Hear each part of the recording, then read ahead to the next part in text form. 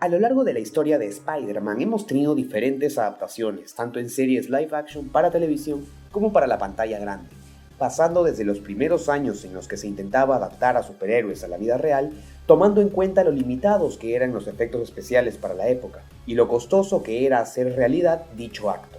Sin embargo, la mayoría de personas se queda únicamente con las últimas versiones del Trepamuros, sin conocer a sus antecesores y los que sirvieron como base para sus producciones posteriores. Es por eso que en esta oportunidad repasaremos todos y cada uno de los Spider-Man que hemos tenido en adaptaciones a la vida real. Sin más que decir, comencemos.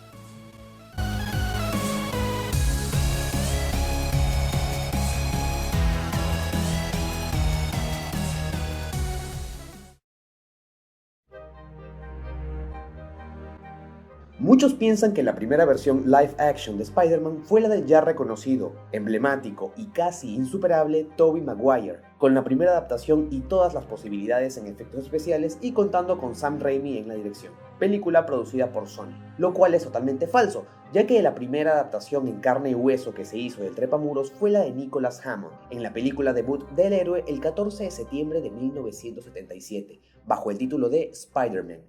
Estaba consagrada a narrar la manera en la que Spidey obtenía sus poderes.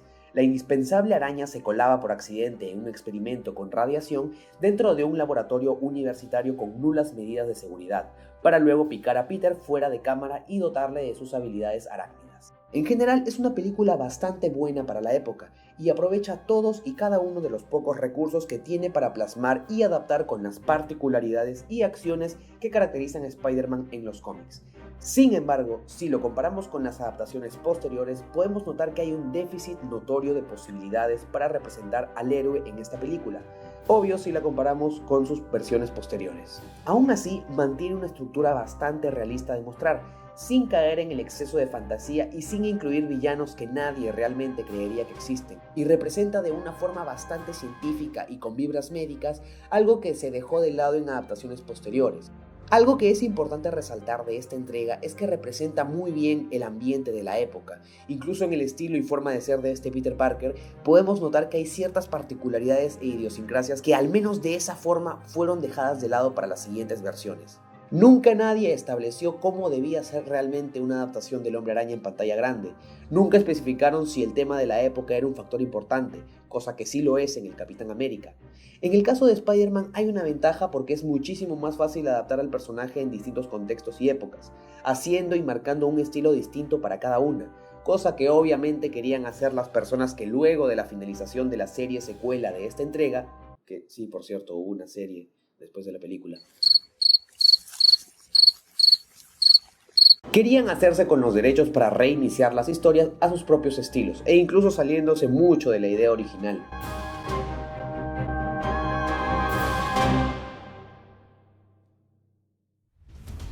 El director James Cameron, quien era conocido en ese entonces por dirigir Aliens y las dos primeras películas de la saga de Terminator, era el encargado de la realización de un proyecto ambicioso que se trataría de la primera adaptación cinematográfica de Spider-Man, con su visión y que iba para un público adulto y no infantil. Meses después de que fuera contratado, James Cameron presentó un guión de 47 páginas para Spider-Man, el cual escribió en 1991, y como ya lo expliqué antes, no era para todo público. Él quería contar una historia para un público más adulto. El guión también contaba con diferentes enemigos de Spider-Man, no solo el Dr. Octopus sería el villano principal de la película, había más, y varias versiones de otros villanos como Electro y Sandman, el Hombre de Arena. Electro iba a ser un multimillonario llamado Carlton Strand y Sandman iba a ser un sujeto llamado Void, quien mutaría tras una explosión nuclear en la playa. La película terminaría con una batalla en el World Trade Center donde Spider-Man le revelaría su identidad a Mary Jane Watson. El guión contenía cierta profanidad, incluyendo una escena de Spider-Man y de Mary Jane Watson teniendo sexo en lo alto del puente Brooklyn, imitando los movimientos de apareamiento de los arácnidos. ¿Se lo imaginan?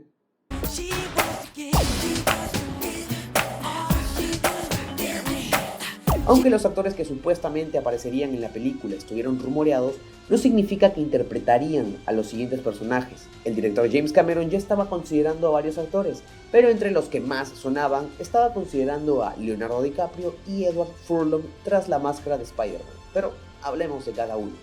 Edward Furlong es mejor conocido por interpretar a John Connor en Terminator 2 y ser Daniel Vineyard en American History X. este actor ya ha trabajado con el director desde la secuela de Terminator. Aunque no lo crean, el mismísimo Arnold Schwarzenegger ya había trabajado con James Cameron en más de 2 ocasiones, y esta hubiera sido la tercera. En esta ocasión, Arnold iba a interpretar al Dr. Octopus, y finalmente el mismo Stan Lee interpretaría a J. Jonah Jameson. Luego de que Sony adquiere los derechos de Spider-Man, el proyecto acabó cancelándose por Carolco Pictures en abril de 1992, declarándose en bancarrota debido a sus problemas financieros y legales. Cameron se olvidó del proyecto por completo y prefirió dirigir Titanic. Mira.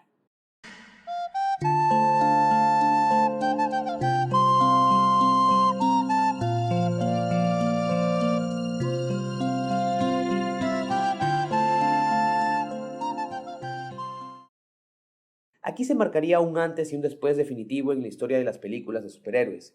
Llegaría en el año 2002, producida por Sony Pictures, como ya mencioné anteriormente, Spider-Man, protagonizada por Tobey Maguire. Aquí tenemos una adaptación excepcional de Peter Parker, reflejando y transmitiendo la vibra del personaje y mostrando al nerd que todos los que han leído los cómics conocen.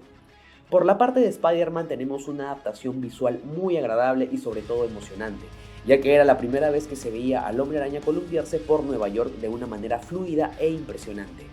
Pero en cuanto a su personalidad, es muy flojo en comparación a cómo se le conoce en los cómics y series, haciendo solo uno que otro chiste que no termina de llenar el espacio de ese Spider-Man bromista y desesperante para sus enemigos que todos queremos y amamos. ¿Qué es eso? Otro ciudadano satisfecho con lo que aprendió en la academia para conducir. ¿Por qué es tan complicada la vida de superhéroe?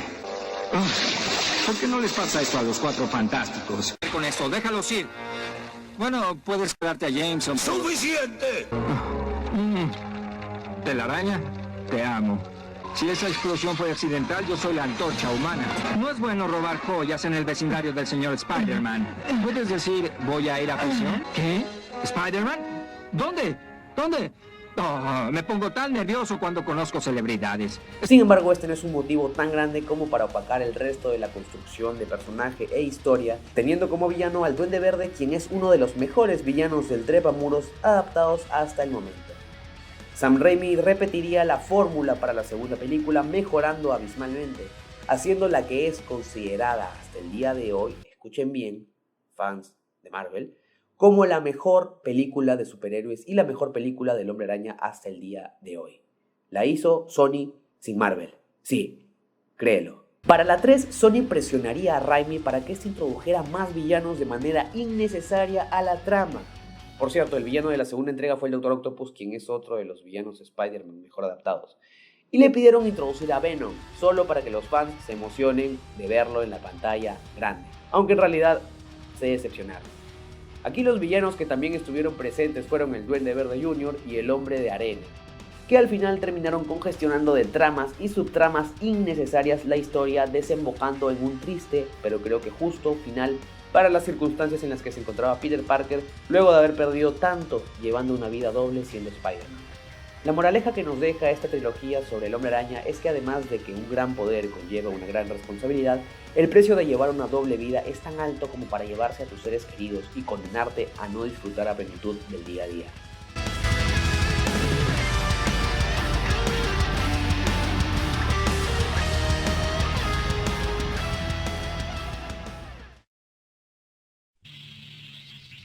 Con la onda del universo cinematográfico de Marvel y la cancelación de Spider-Man 4, Sony se planteó la posibilidad de reiniciar la franquicia con nuevos aires que puedan hacerle competencia al universo cinematográfico de Marvel. Y con esto llegó a nosotros en el 2012 The Amazing Spider-Man, dirigida por Mark Webb y protagonizada por el carismático Andrew Garfield. A muchísimas personas no les gustó que se reiniciara la historia, mucho menos que sea con otro actor, ya que la diferencia entre contextos era muy notoria. Sin embargo, Sony procedió de igual modo, planteando una problemática y trama ignorada en la saga pasada, que sería el paradero de los padres de Peter Parker, vendiendo la idea de que fueron agentes del gobierno, idea que ya se había mostrado en los cómics. Andrew Garfield interpreta una versión un poco más moderna y cool de Peter Parker, que si bien es cierto sí ha sido representada en algunos cómics de esta forma, se aleja bastante del concepto básico que tenemos sobre el personaje, haciendo que se vea incluso demasiado genial para ser Peter Parker. Por otra parte tenemos esta versión de Spider-Man que todos queríamos ver, ese Spider-Man bromista y juguetón con sus rivales, ese que te saca de quicio por hablar tanto, pero que al final terminas amando por ser él. Oye, en el futuro si vas a robar autos, no te vistas como ladrón de autos. Déjame ir, te lo ¿Una advierto. navaja? Ah, ¿es de ¿Oíste? verdad? Sí, sí es de verdad. Es mi debilidad. No, navajas no. Déjame ir. Todo ¿sí? menos navajas. Ah, Ay, pero qué fácil. Estuve excelente, ¿o no? ¿Qué es esta cosa? Es una red que yo mismo inventé, pero no creo que te importe. ¡Ya! Espera. ¡Déjame ir, por favor! ¡Ah! ¡Ya, déjame ir! ¡Detente! ¿Se te hace gracioso? Sí, es gracioso. En la segunda entrega tenemos The Amazing Spider-Man, la amenaza de Electro, una película que no es mala, pero termina repitiendo la misma fórmula de meter varios enemigos en una película solo para que los fans tengan muchos más motivos para emocionarse e ir a verla. Nuevamente tenemos al Duende Verde Jr., pero solo él, porque su padre murió sin ser el Duende Verde mayor, y al Rhino, que solo sale al inicio y al final de la película. Esta propuesta nos presenta un diseño bastante moderno y más casero, sobre todo para contextualizar el diseño de disfraz a un adolescente, cosa que con materiales como los utilizados para ese disfraz sería mucho más creíble que lo haya hecho alguien como Peter, que por cierto, a diferencia de la saga pasada, él fabrica sus propias telarañas, porque es un genio.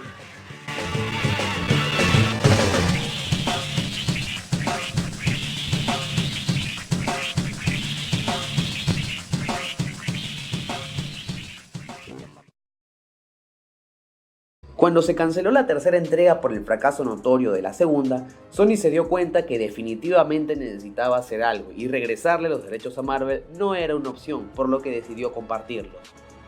Sony sabía y sabe que Spider-Man es ahora su más grande mina de oro porque es Spider-Man. O sea, es Spider-Man. Y tal vez muchos me darán la contra, pero si Spider-Man no hubiera sido vendido en los 90, probablemente la primera película de Marvel hubiera sido esa, y hubiéramos tenido a un personaje mucho más independiente en su lucha contra el crimen, y no tan ligado a otras tramas que terminen desembocando en la de Peter, cosa que sucede en Spider-Man Homecoming. Luego de que Sony llegara a un acuerdo con Marvel para compartir los derechos cinematográficos del personaje, hicieron que aparezca en Civil War, en una de las participaciones más épicas de todas las películas de Marvel. Luego hicieron una película en la que contarían lo que sucedió con Spidey luego de batallar con los Vengadores. Tenemos como el villano al buitre y me atrevo a decir que es otra de las mejores adaptaciones de un villano de Spider-Man en el cine. Felicidades Michael Keaton, alias Batman. También me atrevo a decir que es hasta el momento el mejor villano que ha hecho Marvel, porque sabemos que en el universo cinematográfico de Marvel no son muy buenos desarrollando villanos. Aquí tenemos una propuesta visual bastante agradable a la vista, aunque desde mi punto de vista abusando demasiado del CGI.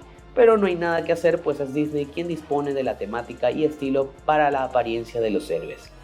Tenemos a un Peter Parker mucho más joven, lo cual facilitaría muchísimo un desarrollo y crecimiento del personaje según las historias, haciendo que madure, tratando de adaptar su participación con los Vengadores de los cómics y haciendo que tenga sentido cada aparición. Lo único malo es que al final todo lleva a un solo evento del cual Spider-Man es parte. No me malentiendan, es genial que aparezca con los Vengadores, pero un poco más de independencia en su trama sin tantos guiños a otros personajes sería genial, y eso es lo que muchos queremos. Lo lógico es que esta versión de Spider-Man tenga muchas conexiones con otros personajes, ya que al ser un héroe introducido ya luego de varias películas y varios desarrollos de tramas, tengan que vincularlo para que de alguna forma u otra, para los que no lo conocen, tengan algún motivo más para verlo. Aunque es raro que nadie lo conozca porque, vamos, es Spider-Man, ¿no? ¡Extra! ¡Calumniador despedido! ¡El Clarice disculpa con araña!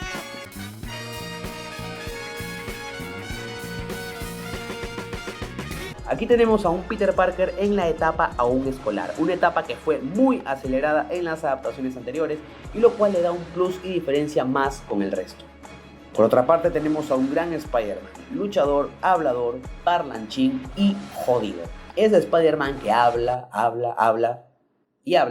hasta sacar de quicio a sus enemigos, consiguiendo una buena y decente adaptación del trepamuros.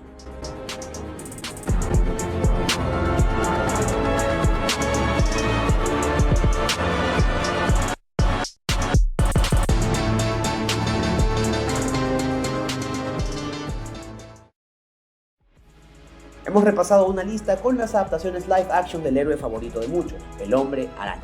¿Cuál es tu favorito?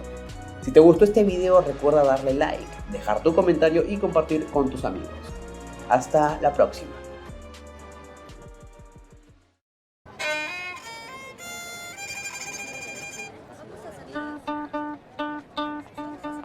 El hombre araña, él hace siempre lo que una araña y